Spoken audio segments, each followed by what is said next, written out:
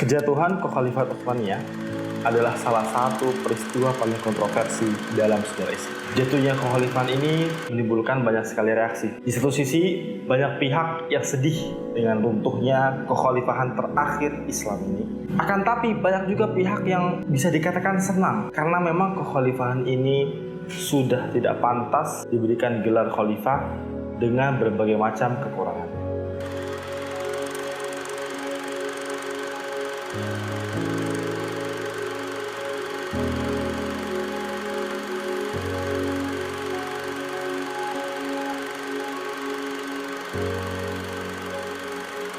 Terlepas dari itu semua, peristiwa ini menimbulkan banyak sekali pertanyaan. Salah satunya adalah, sebenarnya siapa sih yang bertanggung jawab atas runtuhnya kekhalifahan terakhir Islam ini?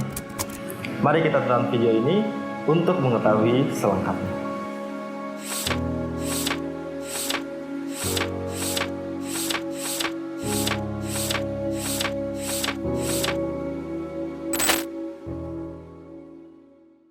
Sebagaimana kerajaan yang dipimpin oleh keluarga yang memiliki budaya nomaden yang sangat kuat, Kekhalifahan Utsmaniyah pada awal-awal pendiriannya banyak menggunakan sistem politik otonomi atau yang biasa disebut dengan millet dalam istilah birokrasi Utsmani.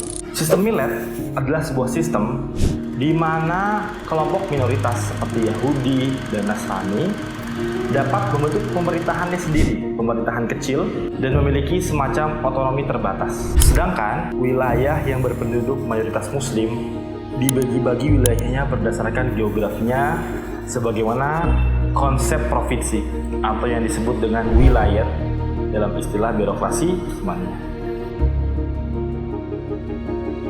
Sistem millet ini berjalan relatif aman sampai kurang lebih abad ke-19. Di mana konsep nasionalisme mulai muncul. For the first time, girls mingled with boys in the schools, reading a Latin alphabet instead of the unwieldy Arabic. Diawali dengan kemerdekaan Yunani pada tahun 1821, banyak millet-millet lainnya yang menuntut otonomi lebih, yang kemudian memaksa pemerintah Utsmaniyah untuk melakukan modernisasi dan mengesahkan konstitusi pertama Kekhalifahan Utsmaniyah. Sebagaimana layaknya sistem politik yang lain, kebijakan modernisasi menuai banyak kontroversi dan penantang. Salah satunya adalah Sultan Abdul Hamid II. Sebagaimana digambarkan dalam serial dramanya, yaitu drama Sultan Abdul Hamid II, beliau digambarkan sebagai sosok yang sangat melindungi nilai-nilai tradisional Islam dan konservatif dan melindungi apa yang disebut dengan Utsmaniyah sejati. Ini terbukti dari kebijakan beliau di mana beliau membubarkan parlemen Utsmaniyah hanya 2 tahun setelah pendiriannya di tahun 1878, yang mana kemudian beliau mengembalikan Utsmaniyah kembali kepada monarki absolut dan sistem lama yang pernah ada. Sultan Abdul Hamid II juga memiliki penantangnya sendiri yang datang dari Partai KU atau Partai Committee of Union and Progress. Partai ini adalah sebuah partai yang didirikan pada tahun 1889 yang memiliki semacam sayap kepemudaan yang bernama Turki Muda, yang mana Turki Muda ini meluncurkan revolusi Turki Muda pada tahun 1908 untuk memakzulkan Sultan Abdul Hamid II. Dari situ, Partai KUT berkuasa secara otoriter di dalam wilayah Utsmaniyah sampai dengan tahun 1917, di mana selama masa pemerintahannya Partai KUT banyak melakukan genosida terhadap minoritas-minoritas seperti minoritas Armenia, minoritas Asyur, dan minoritas-minoritas lainnya. Partai ini juga berkontribusi terhadap partisipasi Utsmaniyah dalam Perang Dunia I melalui menteri dalam negerinya yang bernama Enver Pasha, di mana Utsmaniyah menderita kekalahan di perang ini, yang kemudian berakibat wilayah Utsmaniyah yang dibagi-bagi kepada para sekutu yang memenangkan perang tersebut, yang kemudian puncaknya adalah perjanjian Sevres di tahun 1920 yang mana membagi wilayah Anatolia pada Italia, Armenia, Inggris, dan Prancis. Utsmaniyah benar-benar hancur sehancur-hancurnya. Wilayahnya yang terus tergerus akibat perang yang berkelanjutan dan konflik yang tidak pernah berhenti. Fenomena ini berlangsung kurang lebih selama 100 tahun, dimulai dari kemerdekaan Yunani di tahun 1821 sampai wilayah Arab yang dicaplok oleh Inggris dan Prancis pada tahun 1917. Di saat yang bersamaan, pemerintah pusat terus-menerus mempercantik Istanbul dengan berbagai macam arsitektur indah. Tentu, rakyat sudah muak dengan pemerintah yang tidak pernah berbenah diri.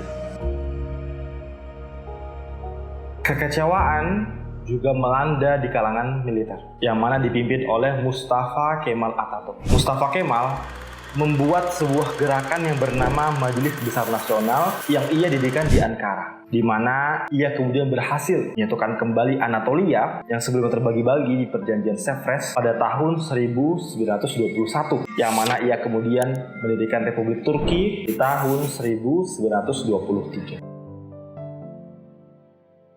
Walaupun Atatürk berhasil menyatukan kembali Anatolia, pemerintah Utsmaniyah masih merasa bahwa mereka adalah pemerintah yang sah. Mereka bahkan mengirimkan pasukan untuk menghancurkan pasukan Atatürk di Bursa pada pertengahan tahun 1922. Image pemerintah Utsmaniyah yang pada saat itu berada di bawah tangan Inggris menjadi seolah-olah sebagai penjajah.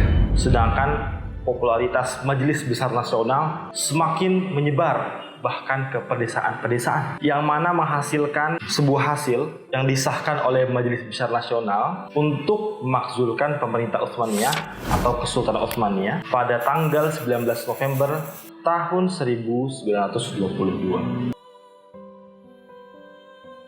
Keruntuhan Kekhalifahan Utsmaniyah adalah sebuah peristiwa yang terjadi selama ratusan tahun akibat dari pemerintahnya yang tidak mampu untuk beradaptasi dengan dinamika politik, sosial, maupun ekonomi di dunia pada saat itu. Jadi tidak sah dan tidak fair dan tidak adil apabila kita hanya menyalahkan Atatürk saja dalam andil keruntuhan Kekhalifahan Utsmaniyah ini.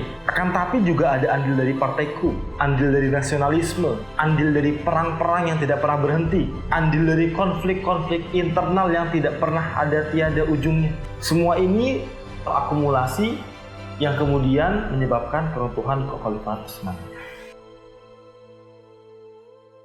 Nah teman-teman, itulah penjelasan singkat tentang bagaimana keruntuhan Utsmaniyah beserta penyebab-penyebabnya. Semoga dengan adanya video ini kita bisa semakin bijak dalam menyikapi dan berpendapat terkait dengan keruntuhan Kekhalifahan Utsmaniyah ini. Karena bagaimanapun sebuah peristiwa sejarah adalah peristiwa yang padat, yang kompleks, yang tidak pernah bisa kita simplifikasi dengan satu sebab saja.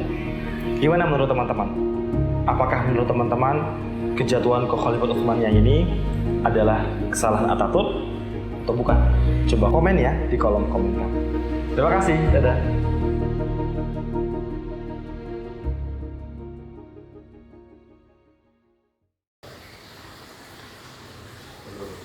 Oke, mulai. Udah tadi aku udah bilang udah.